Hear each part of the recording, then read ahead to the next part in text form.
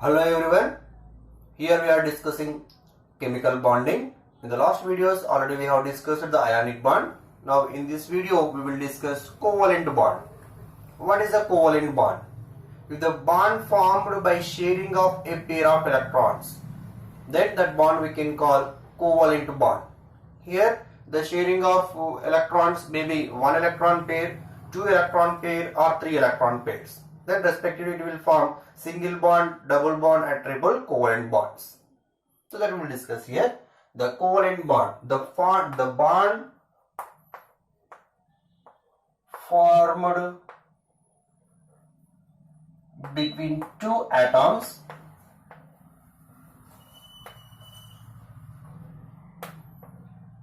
by sharing of a pair of electrons.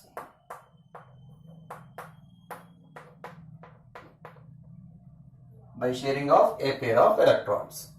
If one pair will share between the two atoms, then it will form a single covalent bond.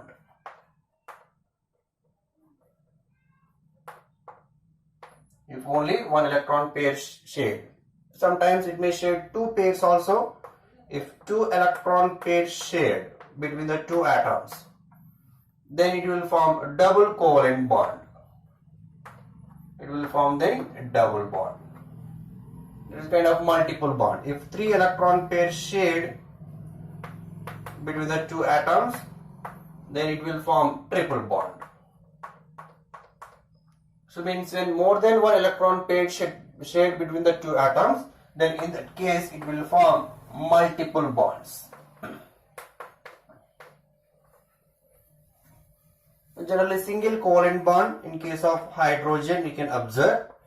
Here only one electron pair shared between the hydrogen atoms. And in case of oxygen and nitrogen we can see the sharing of more than one electron pair. In case of oxygen 2 electron pair will be shared. In case of nitrogen 3 electron pair will be shared. Here it will form the double bond and here it will form the triple bond. So like this the covalent bond may form single, double or triple bond also. And here we have the two types of covalent bonds.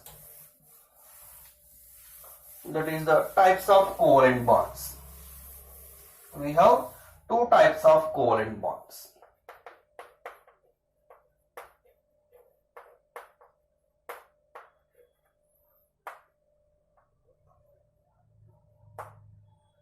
What are these two types of covalent bonds? One is the non-polar covalent bond or pure covalent bond. Pure or non-polar covalent bond.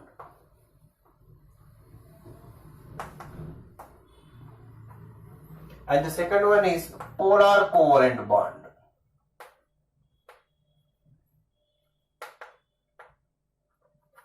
One is a pure or non-polar covalent bond and second one is the polar covalent bond. When this non-polar covalent bond will form and when this polar covalent bond will form. If the electron pair shared between the identical atoms. If electron pair shared between identical atoms,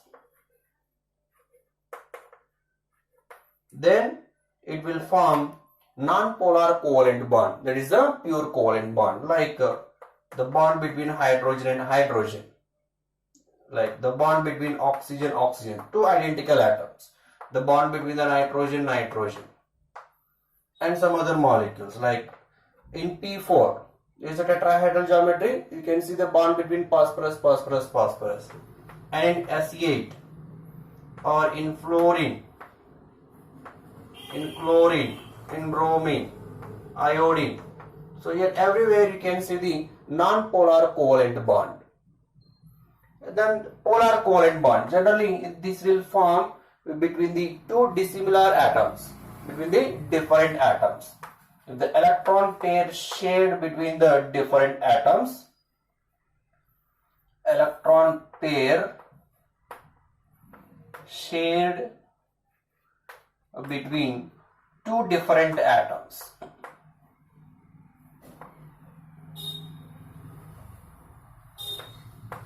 then the polar covalent bond will forms.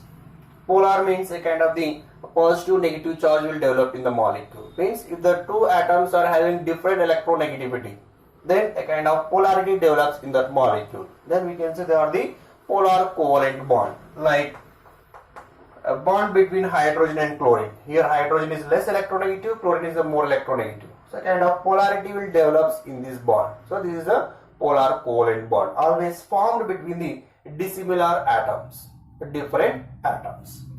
I can take so many examples for this. HF or HNO3, water, ammonia, some etc. So all these cases we can observe polar covalent bond. A kind of polarity will develop in the bond. And there are some molecules which can show both type of bonds. That is the non-polar as well as the polar bonds. These are the molecules like hydrogen peroxide. And this molecule you can see both non-polar and polar covalent bond. Here hydrogen peroxide, the structure is like this. And if we see between the oxygen and oxygen, we can observe the pure covalent bond. And between oxygen and hydrogen, we can observe polar covalent bond. So now this hydrogen peroxide having two types of bonds. One is a polar, one is a non-polar. Similarly, we have the hydrazine case also you can observe. N2H4, the same polar and non-polar covalent bonds. So there are some molecules consisting two types of covalent bonds and individual covalent bonds, some of the molecules. And next we will use one terminology here, that is a covalency. In the covalent bond we will use the covalency, that is nothing but valency of the element. That is a combining capacity. Generally valence is a two types, one is electrovalency and it is a covalency. Electrovalency is used for the ionic compounds, covalency we will use for covalent compounds. Here we have the word covalency. So what is the meaning of this covalency? It is the number of covalent bonds formed by an atom in a molecule is its covalency. It is the number of covalent bonds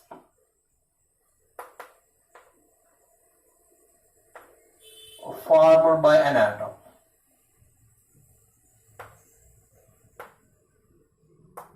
An element or atom in a given molecule or compound. That is called its covalency, the maximum combining capacity of the atom in a given compound. See here, for second period elements, the maximum covalency is 4 only. Here, the maximum covalency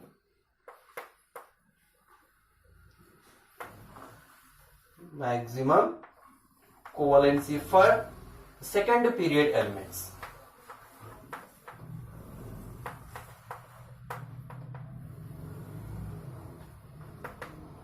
is 4. Means what? They can form maximum 4 bonds only. Beyond 4 they cannot form. What are the second period elements? Mainly boron.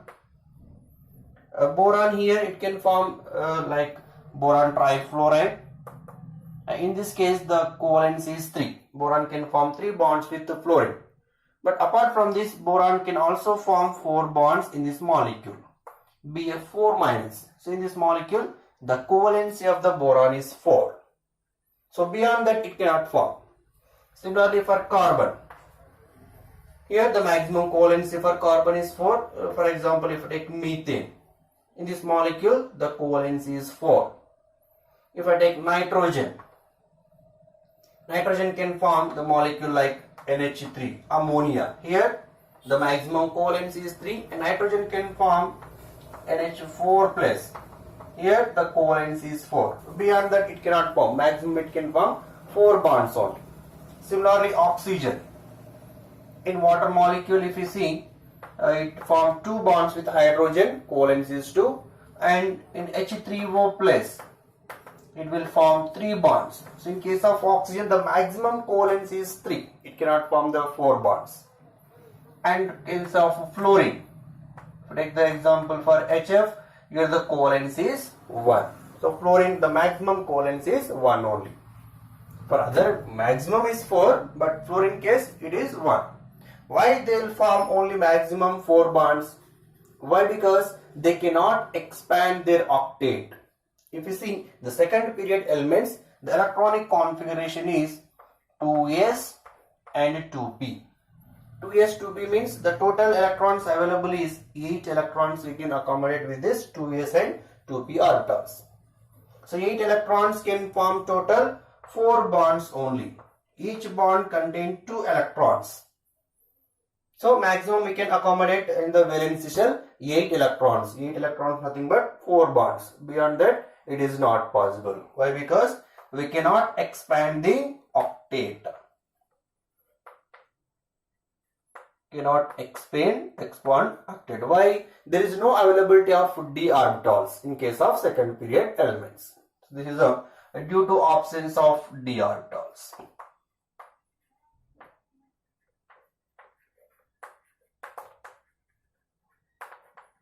That is why they can show the maximum valency 4. But whereas third and higher period elements, they can show the maximum valency that is more than 4. It may be 5, 6, 7, 8. That depends on the element. If you see in case of third and higher period elements, the maximum covalency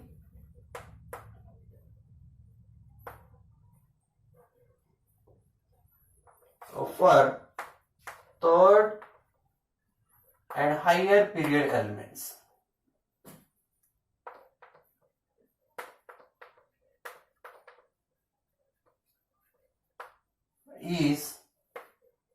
is greater than 4, means it may be 5, 6, 7, 8 also. Let us take few of example here. If we take a third period, for example aluminum. In case of aluminum can form maximum covalency 6 here. Let us take one compound, one complex compound like this.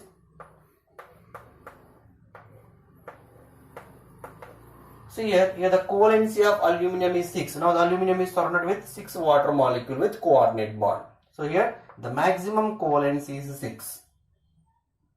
And you can take for example phosphorus. In case of phosphorus, it can form phosphorus PF3 and PF5. And also it can form PF6 minus. This is a maximum. It can form the covalency 3, 5 and the maximum covalency is 6 for phosphorus. Similarly, we have the sulfur. In case of sulfur, sulfur can form the bonds like this SF4 and SF6. And here the maximum covalency 4 for SF4, but in SF6 the number of bonds is 6. For sulfur the maximum covalency is 6. Let us take chlorine for example. In case of chlorine, it can form Cl2O7. Here the maximum covalency for chlorine is 7. See, up to here we have the 6. For chlorine case, the maximum covalency is 7. It may be more than 4, 5, 6, 7, 8 also. Some compounds like, if I take xenon. Xenon can form a compound like this, xenon tetroxide. So here xenon is surrounded with 8 bonds. Here the covalency of xenon is 8. There are some other compounds like osmium tetroxide, ruthenium tetroxide. In these molecules also the maximum covalency is 8. They can form 8 bonds. So why the maximum covalency? Why this is possible in case of third and higher period elements, and why it is not possible for the second period elements? If you see in case of third and higher period elements, there is availability of d orbitals is there. If you see third and fourth, from third onwards d orbitals will involve. So d orbitals involvement will be there.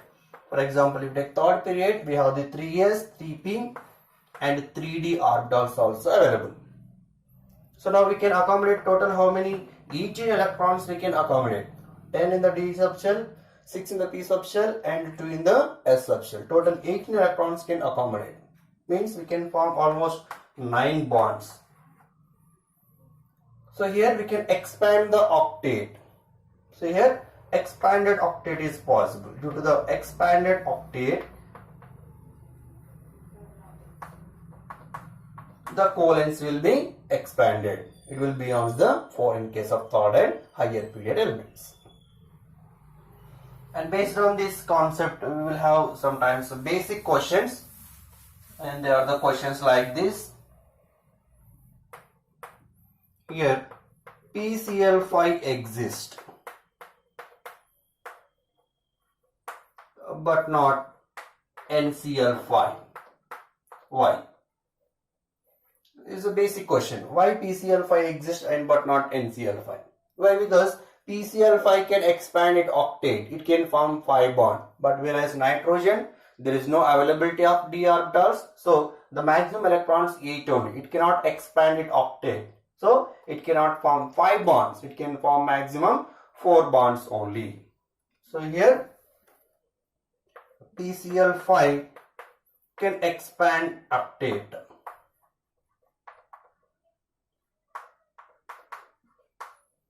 But NCl5 cannot expand octet.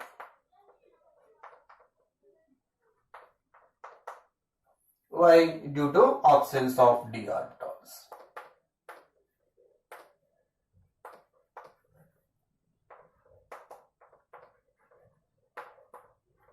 So like this we can explain. Similarly, we can have same type of model question like if SF6 will exist but not OF6. Why? Again the same reason. Oxygen cannot expand its octet, it cannot form 6 bonds, but whereas sulfur can expand its octet, it can form the 6 bonds. So these are some basic questions and the answers. Why? Because due to the availability and non-availability of the d electrons. Next we have some characteristic properties of covalent compounds that we will see. The characteristic properties. What are the characteristic properties it has? Covalent bond, its characteristic properties.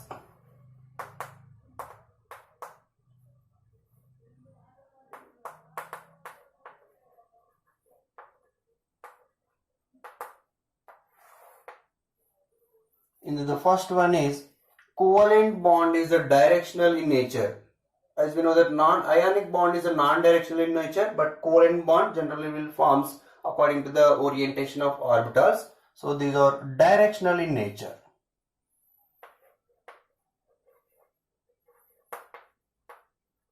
A covalent bond is directional in nature.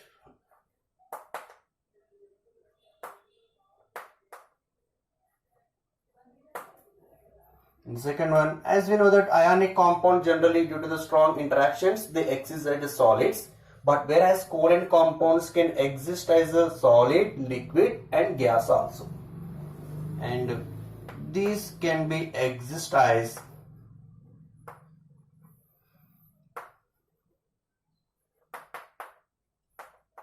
solids, liquids and gases.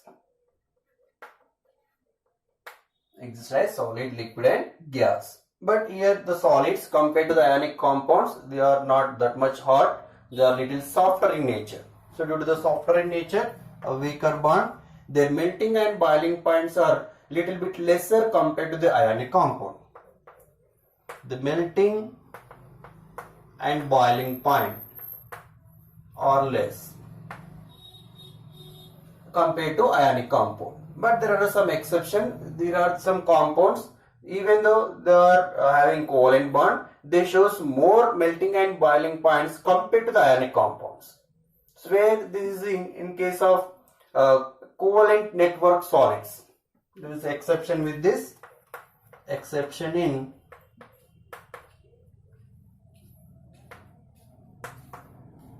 covalent network solids.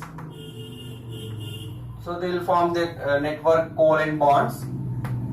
In that case, the melting and boiling points are very high compared to even to compare with ionic compounds.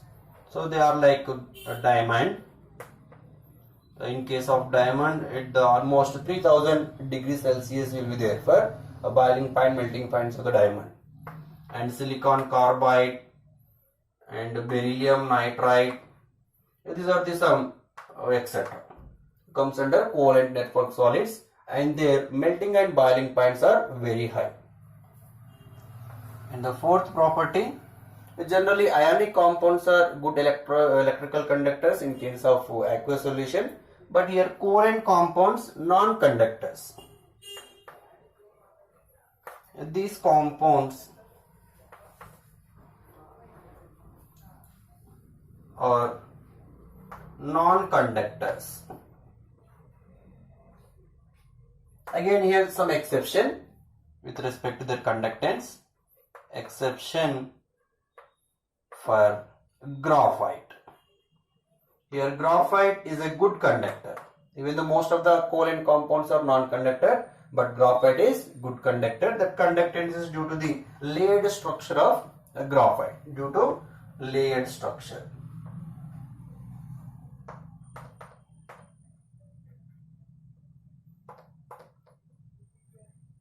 And here pi electrons will revolve around the layers.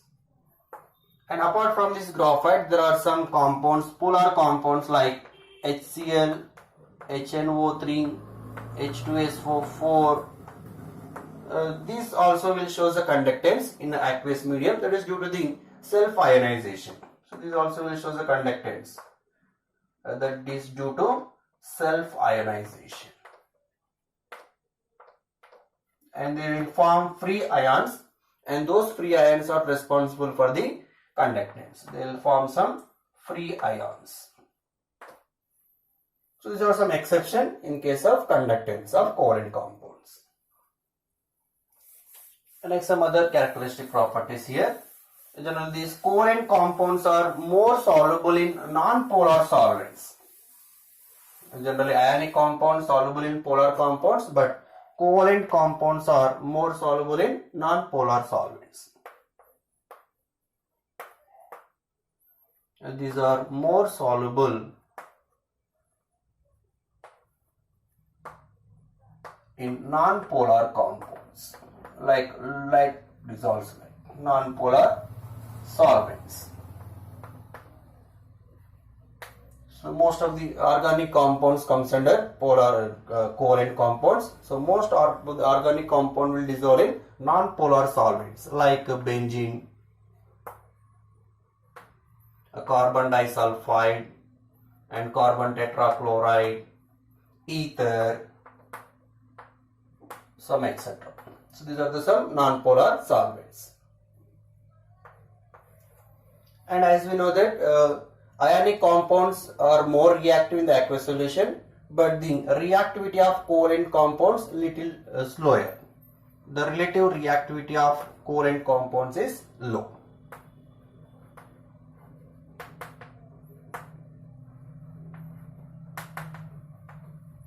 The relative reactivity of covalent compounds is low. Why? Because in case of covalent compound, first bond breaking should take place and bond making should take place. With the bond breaking and making, the reactions undergoes very slow. It is due to bond making and bond breaking and making.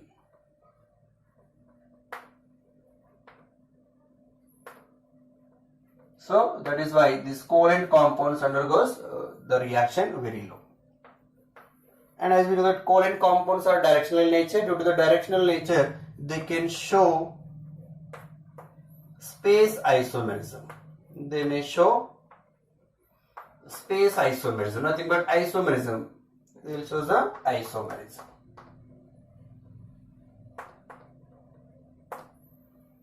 So these are some characteristic properties of the covalent bond. If you like this video, please like, share and subscribe to my channel. Thank you.